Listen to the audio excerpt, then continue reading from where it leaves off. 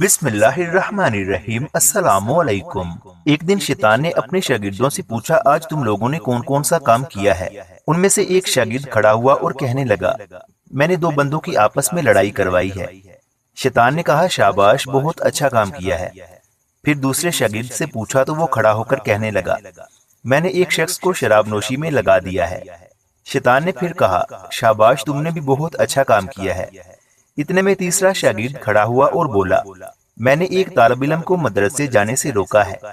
یہ سنتے ہی شیطان کے چہرے پر خوشی کی لہر دوڑ اٹھی اور کہنے لگا، شاباش، تم نے سب سے اچھا کام کیا ہے۔ یہ سنتے ہی دوسرے تمام شاگرد حیران و پریشان ہو گئے کہ اس میں کون سی بڑی بات تھی۔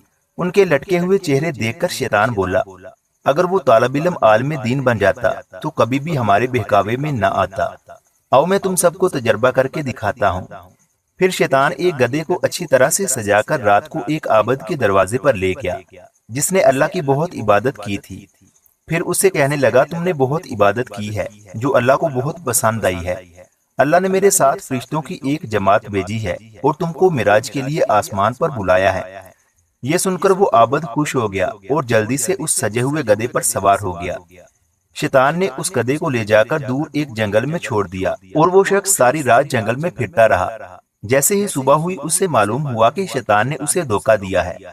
اگلی رات پھر شیطان اپنے شاگردوں کو لے کر گدھے کے ساتھ ایک عالم دین کے دروازے پر جا پہنچا اور دستک دی۔ اندر سے آواز آئی، کون ہو تم؟ شیطان نے کہا، آپ نے علم دین حاصل کیا ہے، اللہ کی عبادت کی اور لوگوں کو نیک راہ بتائی۔ اللہ تعالیٰ نے آپ کو پسند کیا ہے اور آپ کو معراج کے لیے آسمان پر بلایا ہے۔ یہ سن کر عالم دین نے کہا، تم شیطان ہو، مجھے دھوکہ دینا چاہتے ہو۔ اللہ تعالیٰ نے ہمارے نبی پاک کو آسمان پر بلا کر معراج کرایا۔ اللہ تعالیٰ اب قیامت تک کسی انسان کو آسمان پر بلا کر معراج نہیں کرائے گا۔ اتنا سننا تھا کہ شیطان اور شیطان کے شاگرد وہاں سے بھاگ گئے اور پھر شیطان نے اپنے شاگردوں سے کہا، دیکھا تم نے، اس عابد کو ہم نے کتنی جلدی بہکا لیا تھا، لیکن اس عالم دین کو نہ بہکا سکے۔ اس کہانی سے یہ سبق ملتا ہے کہ ہمیں بھی چاہیے کہ ہم علم دین سیکھ کر اس پر عمل کریں اور دوسروں کو بھی سکھائیں تاکہ شیطان کے بہکاوے اور برائیوں سے بچ سکیں۔ مزید اس طرح کے اسلامی واقعات اور سبق آموز کہانیاں سننے کے لیے ہمارے یوٹیوب چینل علمی روم کو سبسکرائب لازمی کریں۔ ملتے ہیں اگلی ویڈیو میں۔